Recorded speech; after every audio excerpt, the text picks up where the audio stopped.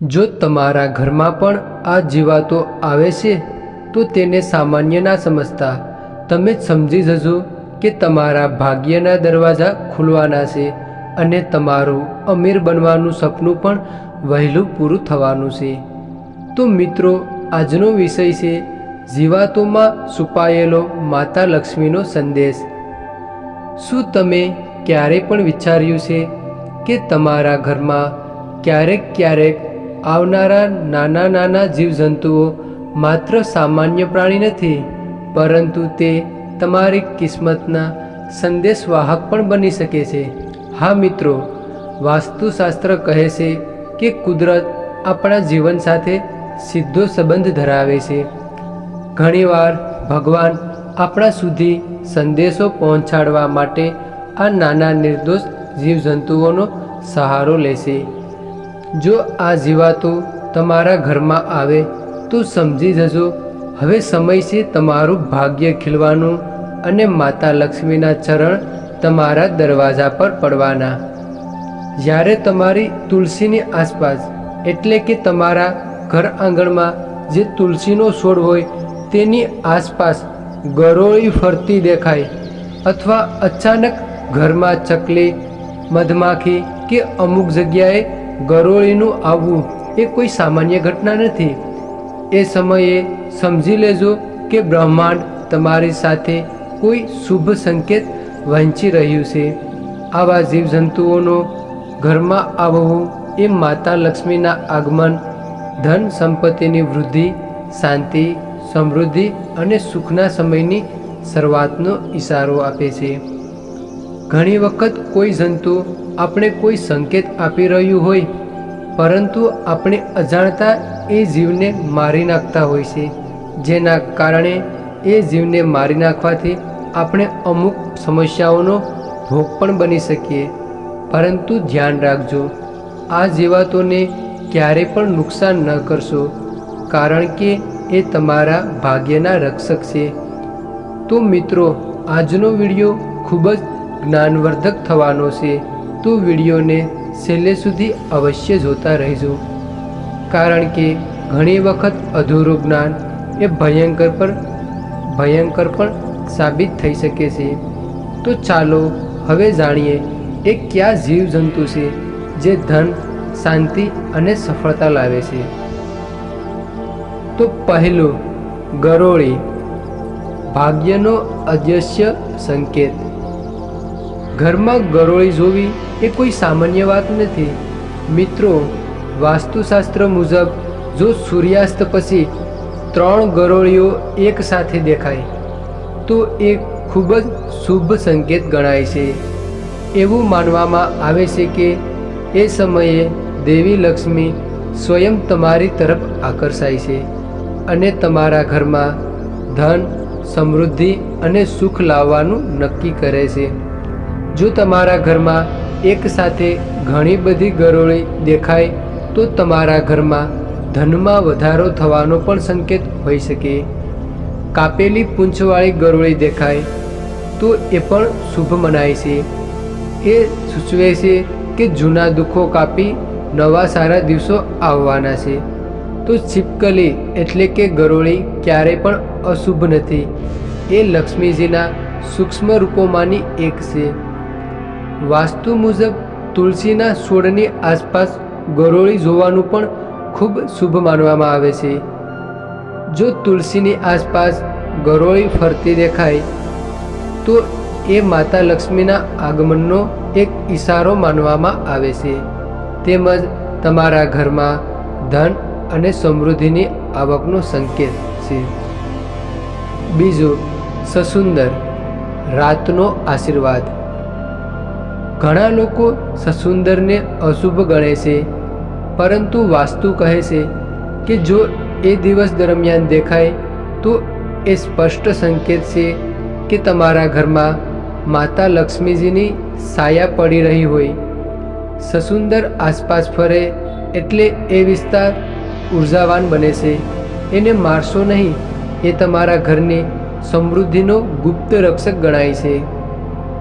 ત્રીજું, ઘુવડ, લક્ષ્મીજીનું પ્રિય દૂત.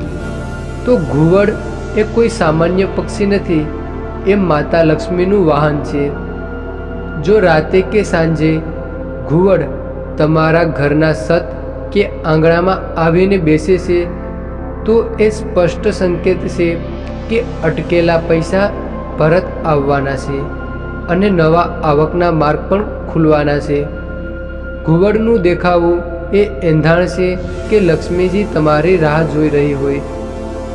તો ઘુવડ દેખાય ત્યારે એને દૂર ન હંકારશો, તેનું નમન કરજો, કારણ કે એ તમારી સંપત્તિનો સંદેશ લાવીને આવ્યો હોય છે. ચોથું, કબૂતર. કબૂતર એ પ્રેમ, શાંતિ અને શુભ સંદેશો અને અનુકંપાનું પ્રતીક છે. ઘરમાં કબૂતર આવવું એ શુભ સમાચાર, કુટુંબમાં શાંતિ અને ધૈર્યથી સંબંધિત છે. કબૂતરની એક પ્રાચીન મહત્વની ઓળખ એ છે કે તે દૂતના રૂપમાં પણ ગણાય છે. અત્યંત પ્રાચીન કથાઓમાં સંદેશા લાવે છે. કબૂતર જણાવી શકે છે કે ઘરમાં મિત્રતા અને સંબંધોમાં મીઠાશ આવશે. પાંચમું, લીલો પોપટ, સફળતાનો સંદેશવાહક. જો પોપટ તમારા ઘરના બારણા કે છત પર બેસે તો એ નવો અધ્યાય શરૂ થવાનો સંકેત છે. પોપટનો લીલો રંગ વૃદ્ધિ અને સમૃદ્ધિનું પ્રતીક ગણાય છે. શાસ્ત્રોમાં કહેવામાં આવ્યું છે, પોપટના દેખાવાથી નવા કામોમાં લાભ, વેપારમાં વધારો અને પ્રગતિનો સમય શરૂ થઈ શકે. છઠ્ઠું, કીડીઓ, ઉર્જાનો સંચાલક જીવ. ઘરમાં જો એકસાથે ઘણી બધી કીડીઓ દેખાય એટલે ચિંતા કરશો નહીં, પરંતુ આનંદ કરજો. જો કીડી એ પૂર્વ તરફથી આવે તો એ ભાગ્યનો ઉદય દર્શાવે છે. દક્ષિણ દિશાથી આવતી કીડી એ ધન પ્રાપ્તિનો સંકેત આપે છે.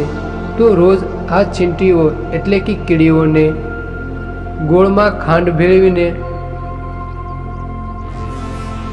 ખવડાવશો, અથવા તો આટામાં એટલે કે લોટમાં ખાંડ ભેળવીને ખવડાવશો તો ઘરમાં માતા લક્ષ્મીજીનો વાસ સ્થાયી રહેશે. સાતમું, બિલાડી, ઉર્જા સંતુલનની દૂત. જો સફેદ બિલાડી ઘરમાં આવે તો એ સુખ અને નકારાત્મક ઉર્જાના નિવારણનું પ્રતીક છે. એ બતાવે છે કે ઘર શુદ્ધ થઈ રહ્યું છે અને સારા સમાચાર દોરે છે. પરંતુ જો કાળી બિલાડી વારંવાર બારણા પાસે દેખાય તો ધ્યાન રાખવું, કદાચ ઘરમાં કોઈ ઉર્જા સંતુલિત છે. તે સમયે ઘરની શુદ્ધિ અને પૂજા કરવી જરૂરી છે. આઠમું, પતંગિયું, રંગ અને આશાનો દૂત. જ્યારે ઘરમાં રંગીન તિતલીઓ ઉડી આવે ત્યારે સમજજો કે આનંદના રંગો જીવનમાં સવાવાના છે. પતંગિયું એ આનંદ, પ્રેમ અને પ્રકૃતિના સંતુલનનું પ્રતીક છે. જો સોનેરી રંગનું એટલે કે સુવર્ણ રંગનું પતંગિયું દેખાય તો તમારી અટકેલી ઈચ્છા પૂર્ણ થવાની નિશાની છે. વાસ્તુ કહે છે, જ્યાં પતંગિયાઓ ઉડે છે ત્યાં નકારાત્મક ઉર્જા આપોઆપ વિલીન થઈ જાય છે. નવમું, કાચબો, સ્થિર સમૃદ્ધિનું પ્રતીક. જો કાચબો અચાનક તમારા ઘરના દરવાજા નજીક દેખાય તો એ ભગવાન વિષ્ણુ અને માતા લક્ષ્મી બંનેના આશીર્વાદનો સીધો સંકેત છે. જ્યાં કાચબો વસે છે ત્યાં ધન સ્થિર રહે છે, મન શાંત રહે છે અને ઘરમાં દુઃખો ઓગળી જાય છે. કાચબો એટલે દીર્ઘકાલિક સમૃદ્ધિ. હવે આગળ 10મું, ચકલી. તો ચકલી એ નાના સામાજિક પક્ષીઓ હોય છે. પરંપરાગત માન્યતા છે કે ઘર પાસે ઘણી બધી ચકલી હોવું એટલે ઘરમાં સંતાનનું સુખ, ઘરેલું હાર્દિકતા અને સામાન્ય સુખ શાંતિ વધવા જેવા સંકેતો સમજી શકાય. તો મિત્રો, અંતમાં માત્ર એટલું સમજી લો કે આ નાના નાના પ્રકારના જીવજંતુઓ પક્ષીઓ અને પ્રાણીઓ. તમારા ઘરમાં માત્ર જીવનના પ્રાકૃતિક ચક્રનું પ્રતીક નથી, પણ તમારા નસીબ, સફળતા અને સમૃદ્ધિનો સંકેત છે. તેઓ માત્ર દેખાય છે, પણ આપણને શીખવે છે સહજતાથી જીવવું, નમ્રતા અને સન્માન રાખવું, અને ધીરજથી જીવનમાં સુખ સમૃદ્ધિનો માર્ગ બનાવવો. તો હવે જ્યારે કોઈ નવો દિવસ શરૂ થાય તો ઘરની દરેક બારી બારણાઓ, દરવાજાઓ, છત અને બગીચું ફક્ત જગ્યા નહીં, પણ સારા ભાગ્ય અને ખુશીઓ માટેનું દ્વાર પણ બની શકે. તમે જો આ નાની નાની સંકેતોને ઓળખશો, સમજશો અને આપનું સન્માન કરશો, તેઓનું સન્માન કરશો, તો જાણો કે તમારી જીવનયાત્રા હવે સુખમય, સમૃદ્ધ અને પ્રકાશમય બની જશે. એટલે મિત્રો, આજે જ તુલસી, પક્ષી, જીવો અને પ્રકૃતિની આસપાસ સંકેતોને જોવાનું શરૂ કરો અને તમને ખબર પડશે કે સફળતા અને સમૃદ્ધિ હવે તમારા પગલાઓને સ્પર્શી રહી છે.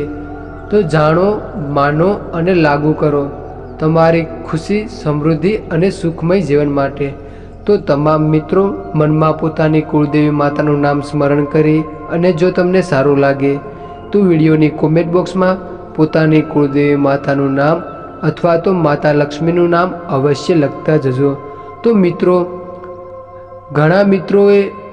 ઘણા લોકોએ વાસ્તુના અમુક મુખ્ય નિયમોનું પાલન કરી અને પોતાના બંધ ભાગ્યના દરવાજા પણ ખોલ્યા છે. તો મિત્રો, અમારી આ ચેનલ પર વાસ્તુને લગતા તમામ મુખ્ય નિયમો આ ચેનલ પર વિડીયો મૂકેલા છે. તો અત્યારે જ અમારી આ ચેનલને જરૂર સબસ્ક્રાઈબ કરજો. તો હવે આવા જ નવા વિડીયો સાથે પાછા મળશું. તો તમામ મિત્રોને જય શ્રી કૃષ્ણ. હર હર મહાદેવ.